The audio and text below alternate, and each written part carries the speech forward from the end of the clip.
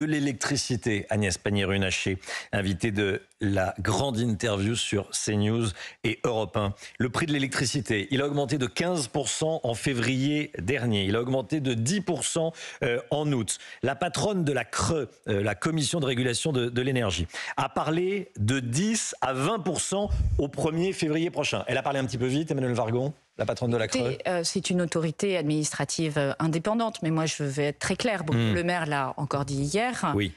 Il y a une différence entre le calcul, je dirais, technique que fait la CRE sur quel serait le prix théorique que devraient payer les Français en matière d'électricité et le prix que payent les Français. Depuis 2 ans, nous avons mis en place un bouclier énergétique, un bouclier électricité qui permet aux Français de payer le prix de l'électricité parmi les plus bas d'Europe. Ça, c'est factuel. Aujourd'hui, en 2023, nous prenons en charge 37% de la facture d'électricité des Français. Et nous le disons pour 2024, effectivement, nous allons retirer progressivement ce bouclier énergétique, mais Bruno Le Maire l'a bien dit, le prix de l'électricité n'augmentera pas de plus de 10%. Au 1er février. Au 1er février sur l'année 2024. Ça veut dire qu'il peut y avoir une autre augmentation en août? Au 1er février et sur l'ensemble de l'année 2024. Pas plus de 10% sur l'ensemble de l'année 2024. Tout à fait. Le bouclier tarifaire, vous y faisiez allusion, 18 milliards en 2022, 25 milliards cette année. On a encore les moyens d'aider l'année prochaine? Je rappelle une chose, c'est que ce bouclier tarifaire, il est financé aussi, en grande partie, par les recettes que nous avons fait sur les producteurs d'énergie. Nous avons prélevé plus de 20 milliards d'euros sur les producteurs d'énergie renouvelable. Pourquoi?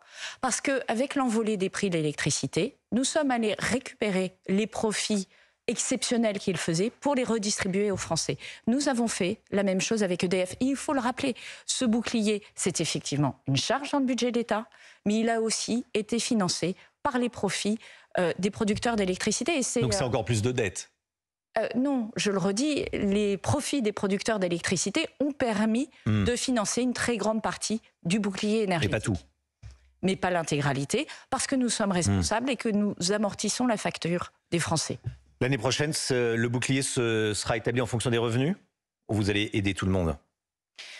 Le bouclier énergétique, il s'applique au coût de l'électricité. Donc il est sur le contrat d'électricité de tous les Français. De tous les Français. En revanche, nous avons un chèque énergie qui est en place depuis des années et qui permet d'apporter un soutien aux ménages les plus vulnérables, ceux qui ont du mal à faire face à leur fin de mois.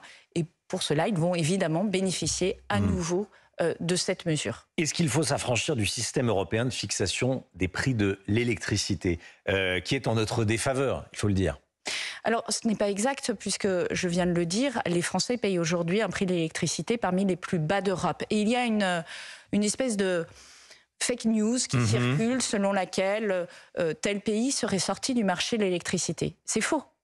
C'est faux. L'Espagne et le Portugal ne sont pas sortis du marché de l'électricité. Ils ont mis en place ils ont mis en place des subventions, comme nous l'avons fait avec le bouclier énergétique, pour baisser le prix de l'électricité pour les Portugais et les Espagnols. Comment on en arrive à payer l'électricité aussi cher alors qu'on a une magnifique entreprise qui est EDF avec de magnifiques centrales nucléaires? La difficulté peut-être qu'il faut signaler, c'est que l'année dernière, nous avons consommé plus d'électricité qu'EDF en a produit. Il ne vous aura donc pas échappé que nous avons dû acheter l'électricité en dehors de France. Et lorsqu'on achète de l'électricité en dehors de France, mais c'est la même chose que lorsqu'on achète du carburant ou lorsqu'on achète du gaz qu'on ne produit pas en France, eh bien ça coûte plus cher. Nous ne sommes pas maîtres du prix de ce que nous achetons à l'extérieur de France.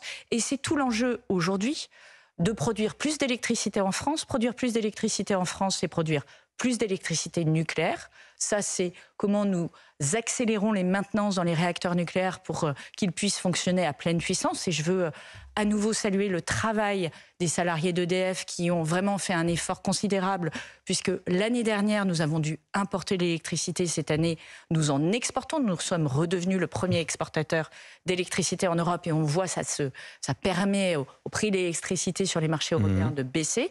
Et puis la deuxième chose, c'est comment nous produisons l'électricité sur la base de renouvelables, parce que c'est ça qui va nous permettre avant 2030, d'augmenter notre production d'électricité.